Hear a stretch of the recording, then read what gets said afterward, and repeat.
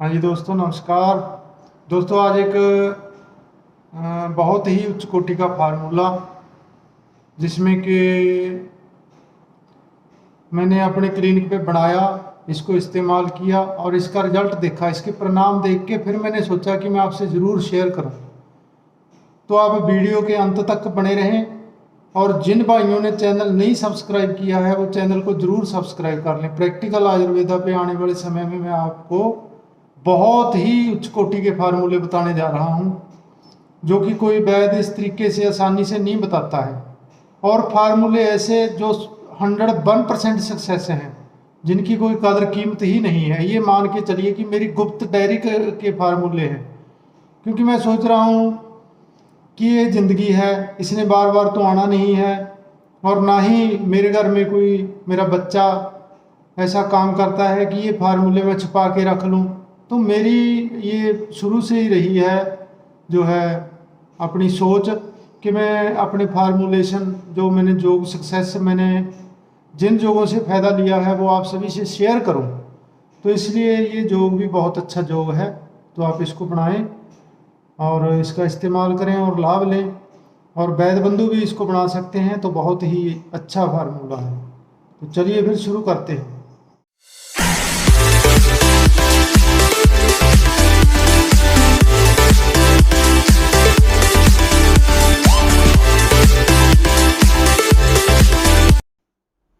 तो सबसे पहले तो आप आयुर्वेद के बेसिक सिद्धांतों को समझें। जब भी आपको कोई समस्या हो गई हो, तो सबसे पहले तो आप आयुर्वेद के बेसिक सिद्धांतों को समझें। बेसिक सिद्धांतों को कैसे समझेंगे आप? कई लोग कह देते हैं कि जी हमें अपनी प्रकृति का कैसे पता चले। तो प्रकृति के लिए आप अपना शरीर का मुआयना करें, चेकअप करें। अगर बहुत ज़्यादा पसीना आता है, पेशाब का रंग पीला रहता है और मुंह में कभी छाले हो जाते हैं, गर्मी लगती है, तो ऐसे रोगी अक्सर पित्त प्रकृति के होते हैं। तो ऐसे रोगियों को पित्त के अकॉर्डिंग ही दवाइयाँ लेनी चाहिए।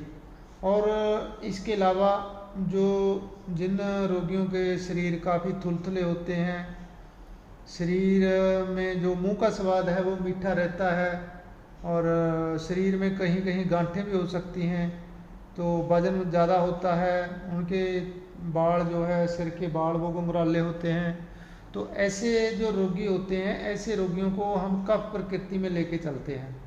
वैसे तो ये बहुत लंबा विषय है, लेकिन फिर भी मैं बेसिक आपको बता रहा हूँ, आप इस बात को समझें। तो आज का जो फार्मूलेशन है ये कफ और वात के रोगियों के लिए है। पित्त के रोगियों को इसका इस्तेमाल नहीं करना चाहिए। तो पित्त के रोगियों के लिए कल फार्मूला कोई दूसरा बताऊंगा। तो ये वात और कफ के रोगियों के लिए बहुत अच्छा फार्मूलेशन है। तो ये तो हो गई कफ की बात। अब हम करते हैं वात, जिसे हम वायु बोलते हैं। तो वायु में क्या होता है कि जिनका पेट अक्सर खराब रहता है, पेट में गैस वगैरह बनती है, कॉन्स्टिपेशन बहुत ज़्यादा रहती है, कब्ज रहती है, और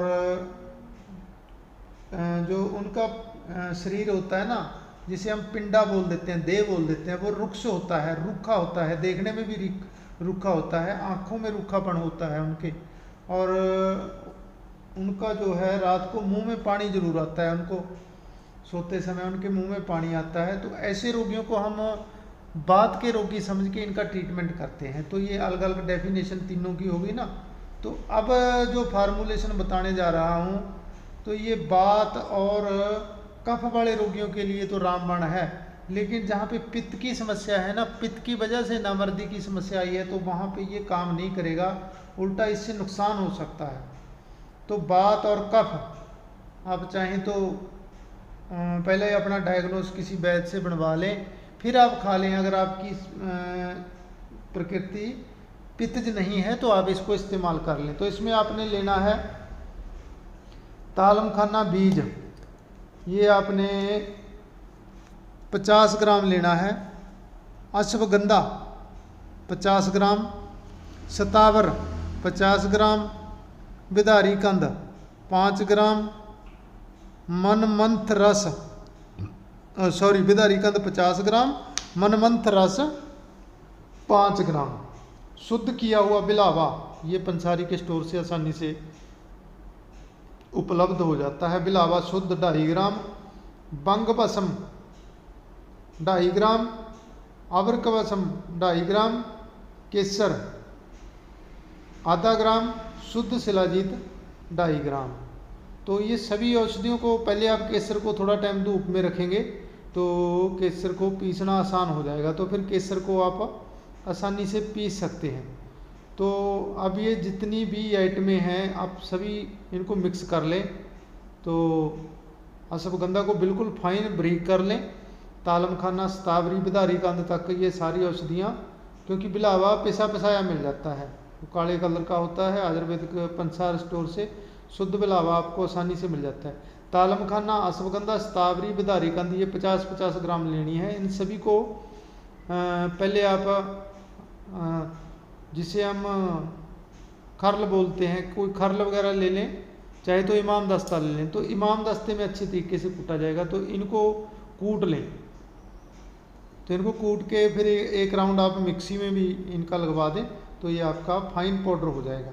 अब आपने इसमें 5 ग्राम मनमंथरस, शुद्ध बिलावा 2.5 ग्राम, बंग भस्म 2.5 ग्राम, अवर्क भस्म 2.5 ग्राम, केसर आधा ग्राम, शुद्ध शिलाजीत 2.5 ग्राम, ये सभी औषधियाँ मिला देनी है।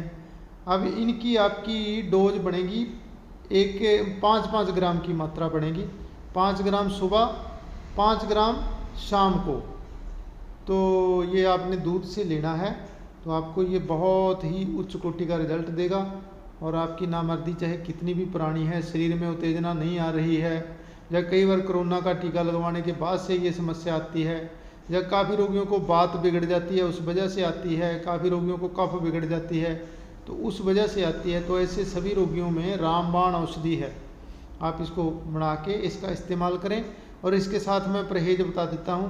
खट्टे फल, अचार, चाय, काफ़ी, मैदा, धूम्रपान, ये आप परहेज रखें।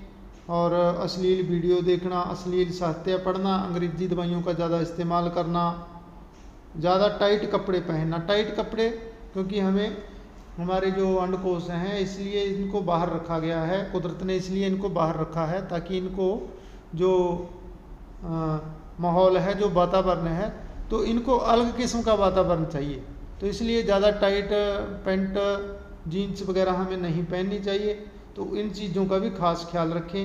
तो खाने में आप दूध ले सकते हैं, घी ले सकते हैं, और सूखे मेवे, काजू, बादाम, खुबानी, पिस्ता, मिश्री, ये ले सकते हैं सभी चीज़ें। और कई भाई अब लिंक के लिए ऑयल की भी मांग करते हैं, तो मैं उनको मार्केट से बना बनाया ऑयल बता रहा हूँ कि आप 50 ml श्री गोपाल तेल ले लीजिए, 50 ml मालकंगनी का तेल ले लीजिए, और 10 ml संखिया तेल, जो कि मल तेल के नाम से मिलता है। तो सभी को मिक्स करके रख लें।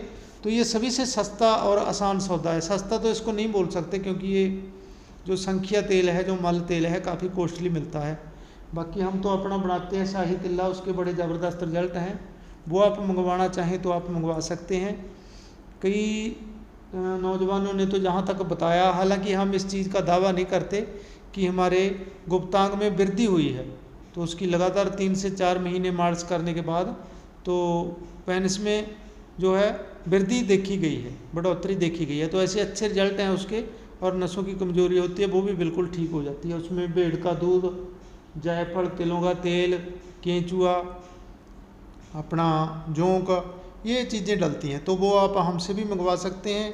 अगर आप नहीं मंगवा सकते तो बना बनाया मार्केट से आप ले लें। श्री गोपाल तेल 50 ml, संखिया तेल 10 ml, मालकंगनी तेल 50 ml, सभी को मिक्स करके एक दिन धूप लगवा दें और शीशी को अच्छे तरीके से हिला के तो उसको रख लें। तो उसकी पेनिस पे मालिश करनी है, आगे वाला भाग जो है उसको छोड़ के, तो सारी इंद्री पे आप उसकी मालिश करें, आगे वाले भाग को छोड़ दें, तो आपकी जो है नसों की कमजोरी है वो भी दूर हो जाएगी। तो ये ऐसे योग मैं आपको अक्सर बताता रहता हूँ। अपना दूसरा चैनल भी है आयुर्वेदिक रिसर्च टीवी, जो पंजाबी भाई जुड़े हुए हैं उस पर, तो वो पंजाबी में है, और हिंदी में ये प्रैक्टिकल आयुर्वेदा काफ़ी समय से चल रहा है। तो इसके अलावा हम क्लिनिक पे तरह तरह की दवाइयाँ देते ही हैं पेशेंटों को, जिसमें स्वर्ण भस्म युक्त दवाइयाँ होती हैं, कामचूड़ामणि रस होता है, शुक्रवल्लभ रस होता है। ये सारी औषधियाँ हम खुद निर्माण करते हैं। वीर्य स्तंभन भट्टी हो गया। तो आपकी कितनी ही पुरानी समस्या है, चाहे शीघ्र पतन है, चाहे आपकी पेनिस की कोई समस्या है, तो आपकी हर समस्या का समाधान हजारों रोगियों को हम ठीक कर चुके हैं। और हमारी दवाइयों के 90% रिजल्ट हैं। चलो 10% तो किसी कारण से, क्योंकि हम भी कोई भगवान से मिल के नहीं आए हैं, लेकिन 90% तक रिजल्ट हमारी दवाइयों के हैं।